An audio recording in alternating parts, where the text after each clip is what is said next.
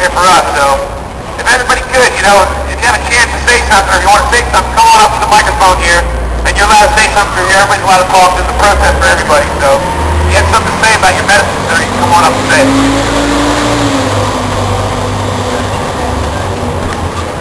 I just wanted to show you. These are products called Seroquel and Zyprexa and Geodon and Prozac and all these other ones that they make a lot of money on prescribing. These are what we need. We don't need our livers infected by these deadly diseases. Half of these are on recall lists. So, yes, the health side, if you have any type of depression or anxiety in your life, you don't want to take a pill that's going to help you commit suicide. The fact is we have so many people here that are so sick and you can't really see their illness. We don't wear illness on our sleeve, most of us. So I mean, just because everybody's not in a wheelchair doesn't mean everybody doesn't have an illness that they need something for. And the fact is they have Viagra commercials that Viagra can make you go blind. But they have a bunch of guys sitting around playing poker giving high fives about Viagra. But they don't give you the actual facts about the prescription pills that are quote-unquote helping your life.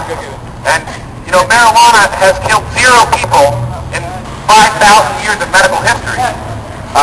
Yet our federal government seems to tell us that we're not allowed to use a substance that, is so natural and so good that it doesn't even affect the liver, but it's one of the best pain medications known to man.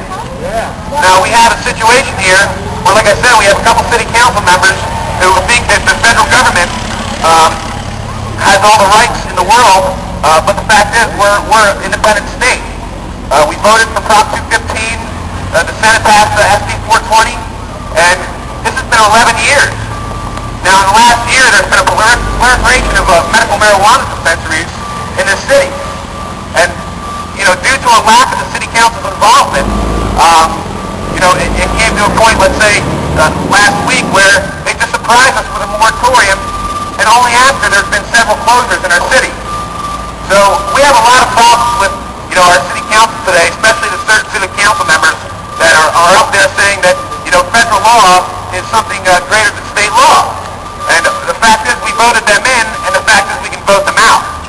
So, you have ex-police officers that are on both sides up there. Councilman Zine must be running for another seat somewhere because, he really seems to be taking our side. But we have to use that to our advantage. If he is running for another seat, then he sees that our votes are powerful.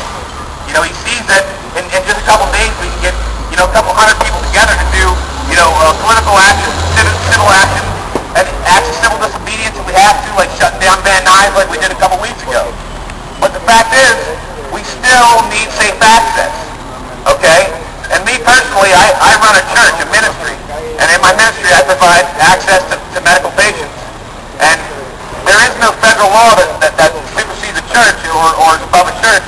So I found my own way, let's say, to overcome this federal government or the federal government's way of interceding in our own laws.